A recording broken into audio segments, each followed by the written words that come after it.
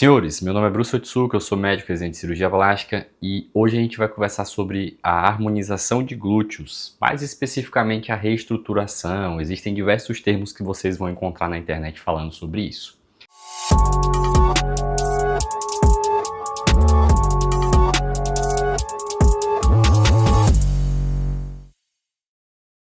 O que acontece? O glúteo, pessoal, ele é um objeto de discussão e de desejo justamente porque no Brasil, a gente tem uma certa preferência, digamos assim, pelos formatos de glúteos. Inclusive, as mulheres brasileiras, elas são conhecidas, né, não só brasileiras, mas latino-americanas, justamente por conta de glúteos mais avantajados.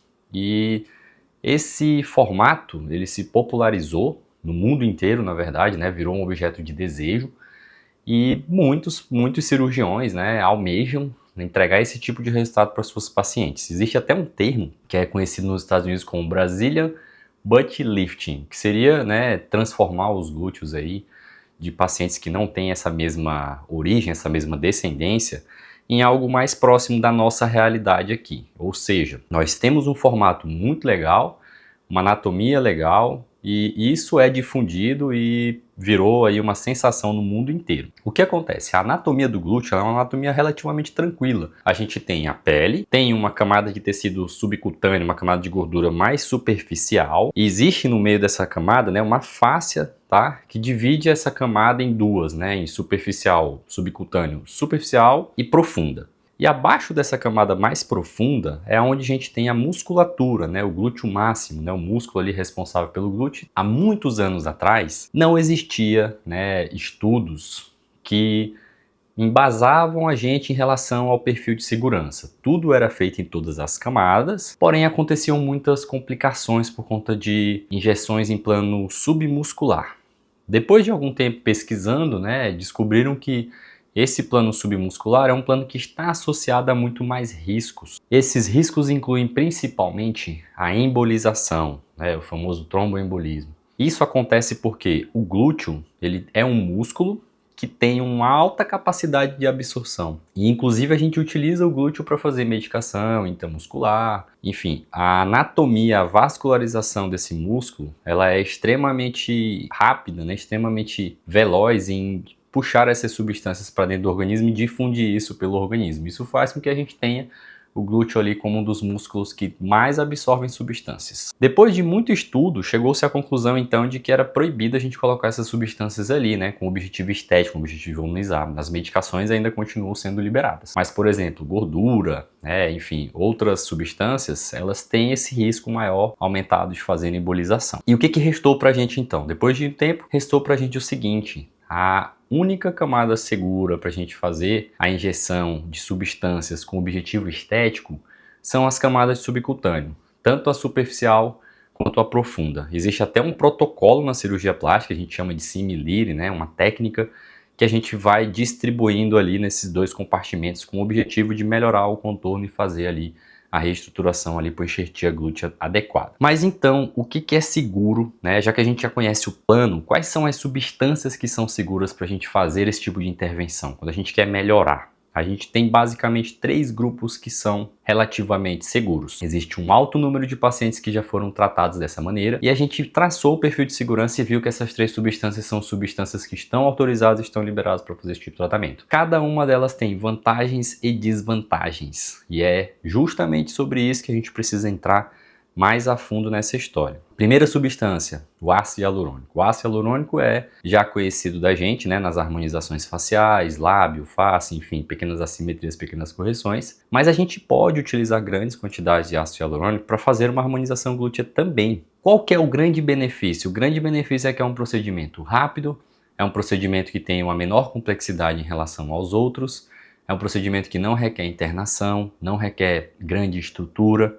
Apesar de você ter que ter uma estrutura de consultório adequada para fazer isso, ele também tem riscos, mas no geral é um procedimento que a gente considera minimamente invasivo. A gente vai aplicar injeções de ácido hialurônico em algumas partes do glúteo e vai corrigir ali as assimetrias. Até então tudo perfeito, só tem um grande porém. O ácido hialurônico ele é uma substância relativamente cara e a quantidade, o rendimento dessa substância, ela é muito menor em comparação com as outras. E por ser uma substância cara né, uma substância que você vai gastar muito para fazer grandes quantidades, não é a nossa primeira alternativa quando a gente tem que corrigir muita coisa no glúteo. Serve para glúteos pequenos, né, que tem um pequeno defeito ali, uma depressão, alguma coisa menor, mas essa conta, depois que você passa de um certo volume, ela começa a ficar inviável, ela começa a ficar inclusive mais cara do que uma cirurgia de lipoenxertia, que também é uma outra alternativa que a gente tem. Tem esse viés aí, esse probleminha. Ah, e tem um outro detalhe também, o ácido hialurônico ele é metabolizado com o tempo, então com o passar do tempo, seu corpo vai absorvendo essa substância e vai ali, né, diminuindo a quantidade de produto que você colocou, necessitando, justificando que você faça novas intervenções, as famosas manutenções, para poder manter esse ácido hialurônico ali. E se der problema? Se der problema, pessoal, o ácido hialurônico ele tem um antídoto.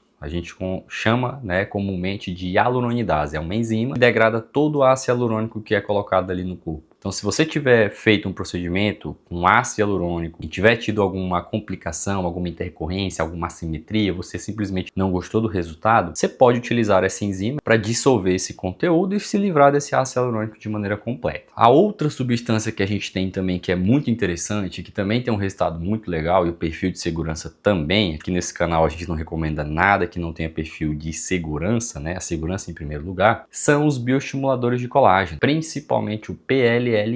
PLLA é uma sigla para ácido poli-L-lático. PLLA ele já é muito conhecido, tem um nome comercial de Sculptra, mas existem outras fabricantes que fazem também, né, com nomes diferentes, mas o Sculptra é o mais famoso de todos, e ele pode ser utilizado também nessa harmonização. Qual que é o problema do PLLA? Ele não volumiza o glúteo, ele não vai corrigir grandes volumes. O que que ele vai fazer? Ele vai agir, vai melhorar a qualidade da pele, vai melhorar o espessamento ali das camadas superficiais e vai melhorar a textura, né? Serve para celulite, quando você faz uma subincisão, faz pequenas correções. Ele tem esse perfil diferente do ácido hialurônico, que é mais para ocupar um espaço e para projetar melhor esse volume ali. Existe uma outra variação de bioestimulador de colágeno, que é a hidroxapatita de cálcio, que também tem esse mesmo ação de bioestímulo, mas ela dá uma leve volumizada um pouco maior do que o ácido polilático também, mas também nada que se compare ao ácido hialurônico. Vantagens, né? São substâncias que têm um rendimento já maior do que o ácido hialurônico em termos de custo para volume. Então, se você fizer uma diluição de PLLA, você pode chegar facilmente aos 70 ml, gastando provavelmente um valor menor do que o que você gastaria de ácido hialurônico. Porém, também tem o mesmo problema do ácido hialurônico, você vai ter que fazer manutenções, vai precisar, né, vai absorver uma parte dessa substância e você sempre tem que ficar ali em cima fazendo aquele retoque no pós.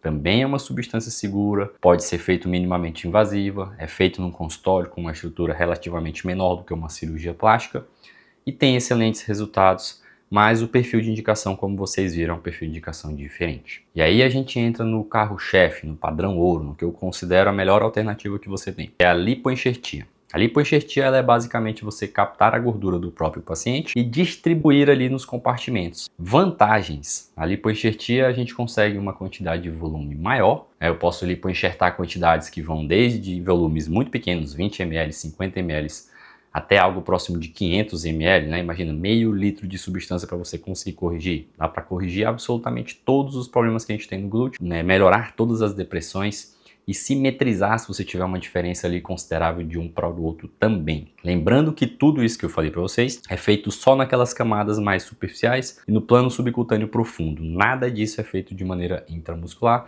que a gente já sabe que existe um risco muito grande dessa substância embolizar e o paciente ter uma complicação por causa disso. A gordura, pessoal, ela tem uma absorção inicial ali de 30 a 40% aproximadamente, então quando a gente faz essa correção a gente vai colocar a gordura para mais, né? Vai botar um pouco mais do que o que dá mesmo, justamente já pensando nesse cálculo de absorção que vai absorver depois. Essa gordura ela vai se integrar no tecido e o paciente vai conviver com essa gordura para o resto da vida, ou seja, ao contrário dos outros produtos que eu falei para vocês, você não precisa ficar fazendo manutenção na gordura. É claro que se você engordar, vai aumentar um pouco do volume, e se você emagrecer, você vai perder uma parte desse enxerto também, porque essa gordura vai seguir o mesmo metabolismo do seu corpo, vai acompanhar o seu ritmo ali de emagrecimento, né, ou de ganho de peso se você tiver essas oscilações. E toda vez que você for fazer uma cirurgia, você já esteja num peso adequado para evitar esse tipo de problema. O efeito sanfona. A gordura, né, como eu disse para vocês, ela é um pouco mais complicada do ponto de vista de procedimento, porque não é mais um procedimento minimamente invasivo.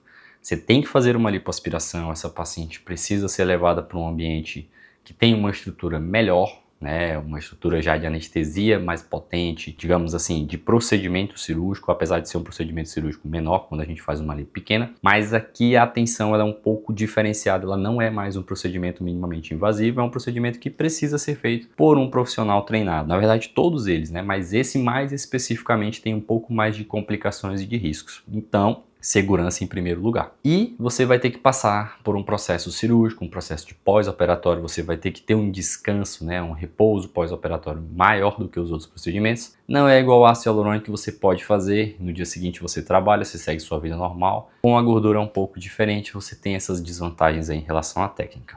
Mas hoje, levando em consideração o resultado, eu diria que o melhor resultado é o da lipoenxertia, os resultados mais duradouros, os resultados mais bonitos. É indicado sim para casos mais leves, para casos mais graves, casos mais difíceis. A gordura é o padrão ouro que a gente tem. O ácido hialurônico e o bioestimulador de colágeno vão puxar o outro lado dessa fila. Uma grande polêmica que a gente tem em relação a isso, pessoal, também é a utilização de PMMA. Eu já gravei vídeo aqui no canal sobre PMMA para vocês. Não existe liberação estética para PMMA.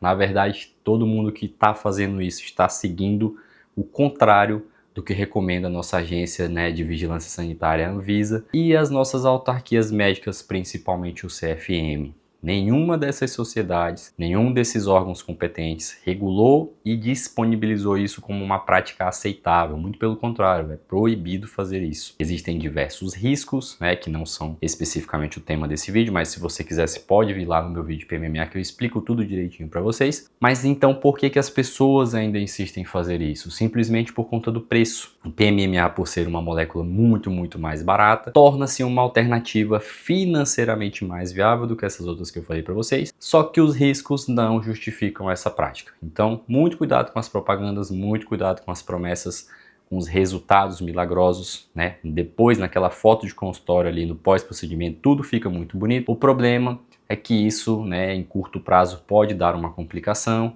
e você pode ter um problema justamente porque escolheu pagar um valor menor. Senhores, o que eu tinha para falar sobre glúteo era isso, eu espero que vocês tenham gostado. Se você assistiu até aqui, por favor, deixe o seu like, compartilhe esse vídeo para mais pessoas.